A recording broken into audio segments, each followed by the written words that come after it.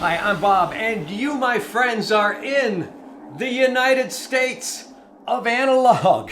Welcome, welcome, welcome back, because this is part 3 of my award-winning series, Don't Get Into Vinyl. Look, here's the award right here. It's kind of like a stylus, but not really the award for this video series. That's yet to come, but I'm just having a little fun with you because we're having fun with vinyl. Now, before we get into part 3, please, I implore you to subscribe to my channel. I'm trying to get to 10,000 subs before the end of the month.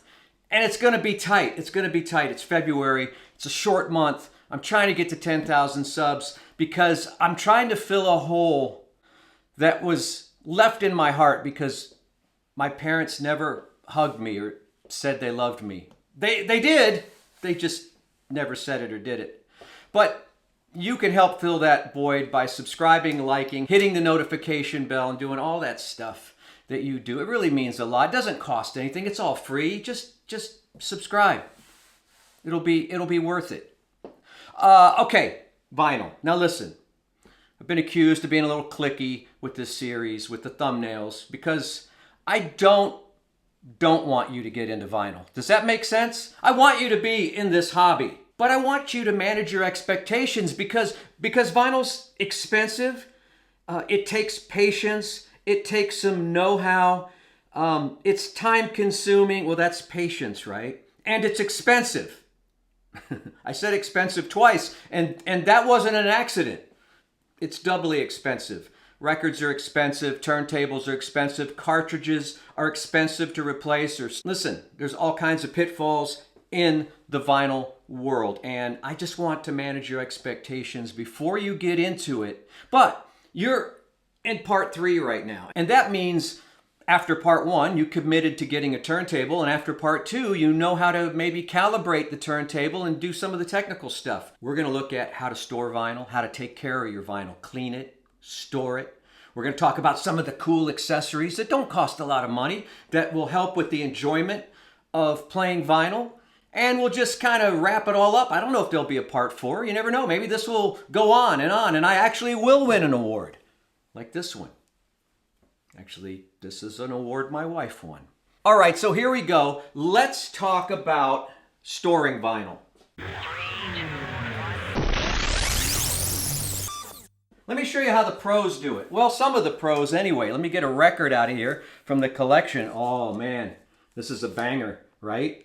This is nice. This is the 50th anniversary Dark Side of the Moon. I just grabbed it at random. Now you'll notice it's in a protective sleeve.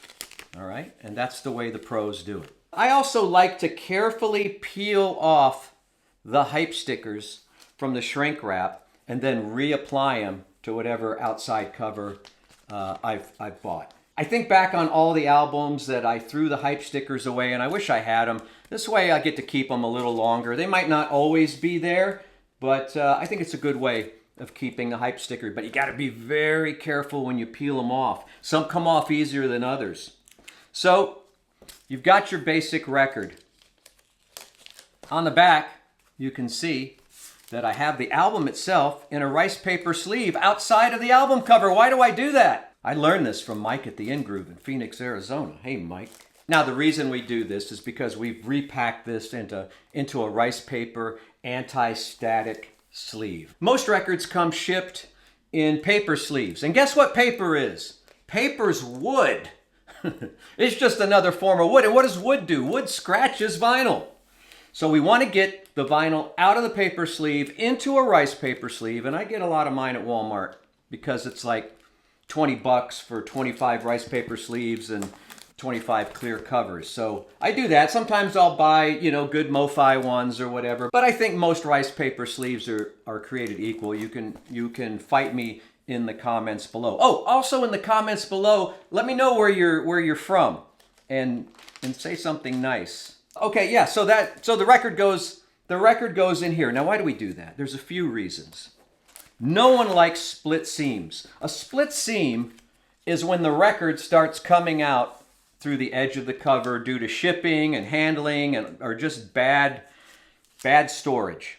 We don't want that. We want to keep the covers pristine. And to that end, since we're not taking the cover in and out of this the plastic sleeve here, whatever that's made out of, and we're not taking the record in and out, we're getting less of that, what they call ring wear. We don't like ring wear. That's bad. Ring wear is bad. We don't like that.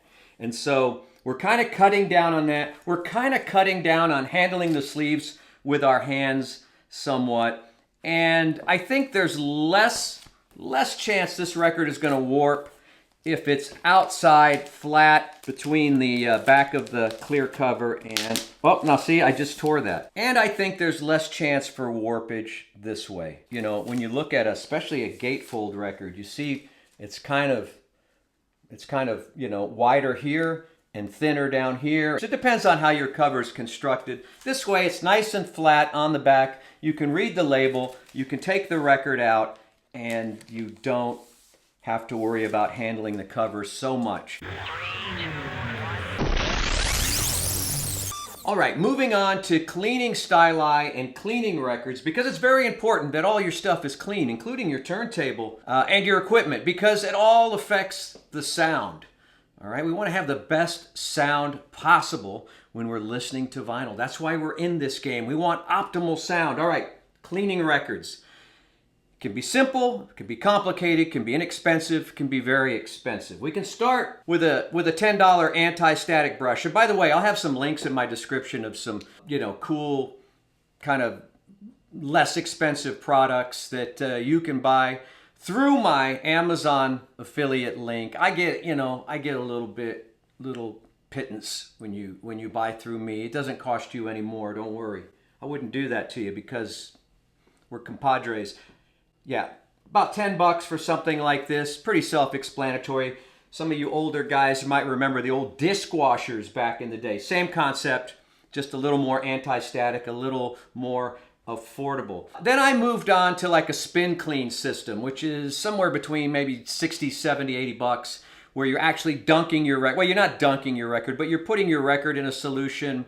It's on a spindle, you're turning it, and then you take it out and you air dry it, or you take a microfiber cloth and dry it off. I prefer to air dry it and then give it just a once over with the microfiber. That way I'm not rubbing the record too much. Wax on, wax off. Okay, and then I moved to like a Record Doctor 6, which is kind of a wet cleaning / vacuuming system, which is hand powered. It doesn't have a motor, but you're cleaning the record with solution and a brush, and then it's vacuuming the debris off the record.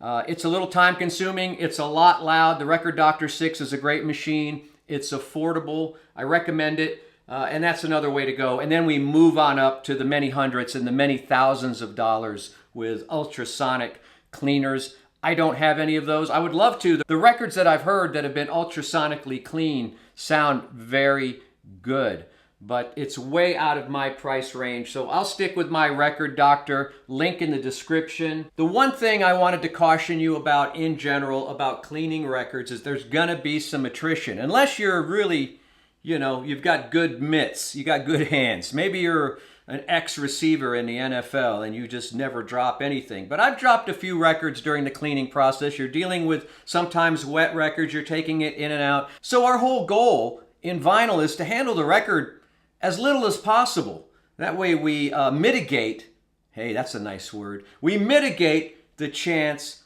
of some kind of damage. So, you know, be prepared. You clean a couple hundred records, you're probably gonna lose a record or two to a pretty good scratch. Now, cleaning the styli. All right, let's talk about cleaning the stylus because that's super important. A dirty stylus, you'd be surprised how much it can degrade the sound of a record. So we want to keep them clean every once in a while. And when you clean the stylus, turn the volume down on your amp because you don't want to hear the cleaning action. I don't think you do. Something like this, $10, just a basic brush. I like to dry clean my stylus. Now, in the old days, I used to use a brush with some solution. I don't do that anymore. There's some studies that suggest that the isopropyl alcohol or whatever they're using in that solution to clean the stylus could degrade the adhesive or the glue that holds the parts of the stylus and the cantilever together. I don't know, every stylus is constructed different. Every cartridge is constructed different. I just don't wet clean. And sometimes if I feel like I need a little more cleaning action, I'll get a Mr. Clean pad. Now this is the thin pad. You can use the regular size Mr. Clean pad. I'll link it in the description. And you drop your stylus on the Mr. Clean pad 2 or 3 times, and there's something about the very, slight abrasive property of the pad that will clean your stylus. I can't fully recommend the wet cleaning, and I can't fully recommend the Mr. Clean technique, though you might want to try it. I just don't want to be the subject of a class action suit. I think in the interest of stylus safety, let's just go with the dry method whenever possible, unless we get into some kind of extreme situation. You got a super dirty stylus. Oh yeah, one more thing. The next time your wife, your girlfriend, your sister, whatever, they're going to like Ulta Beauty or whatever, they're going to the beauty store, they're going to the beauty area of Target or whatever, tag along, all right? Because you're going to want to pick up a couple of these. I have a couple. I have them all over the house with my different turntables. Get a little makeup brush like this or like this. Comes in really handy for dusting off your platter, because listen, if there's dust on the platter, your B side of your record is gonna, or your A side, depending on what's face down, is gonna pick up some of that dirt. So we want to keep our platter clean. We want to keep our slip mats clean. This is light enough and delicate enough that you can clean the top of your tone arm, your head shell, around the base of your turntable there, the top of your plinth. That's a word we all need to know, and these come in very handy. And the final thing I want to talk about are a couple of accessories. I think I've already showed you this in a previous video. Just get yourself a nice level.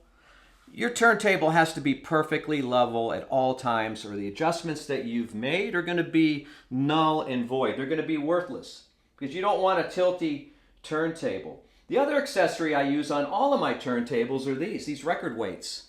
Now, record weights can cost you anywhere from $20 to $400 or $500, depending on the material they're made of. There is much debate in the industry, and by the industry I mean the business of vinyl, where we're wondering how much a record weight can actually help the sound of your vinyl. I use them to just help adhere the record to the platter.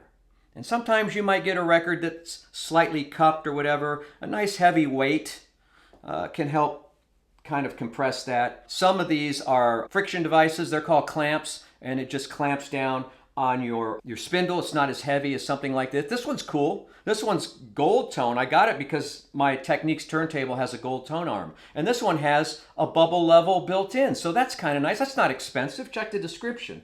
And here's a chrome one.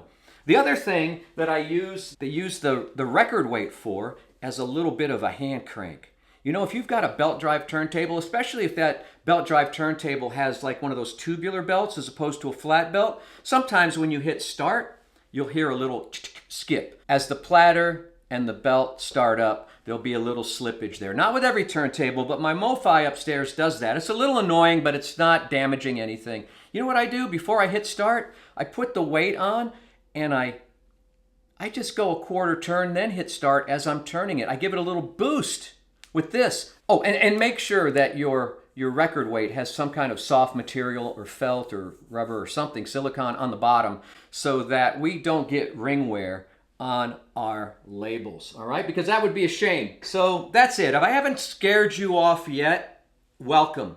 You're here. You're in the wonderful world of vinyl. It's not too scary, but be ready for some expense, some disappointments along the way. You're going to make mistakes. You're going to scratch a record or two, and I don't know what it is, but I always end up scratching like the best track. Like, Stairway to Heaven on Led Zeppelin 4. That's what you're going to scratch. It's just how the vinyl world goes. I just want to make sure your expectations are managed. And speaking of managing, thanks for managing to be with me here on the United States of Analog. Please like, subscribe, hit that notification bell. We're going to 10K and beyond. Thanks for being here. We'll see you next time. Stay cool.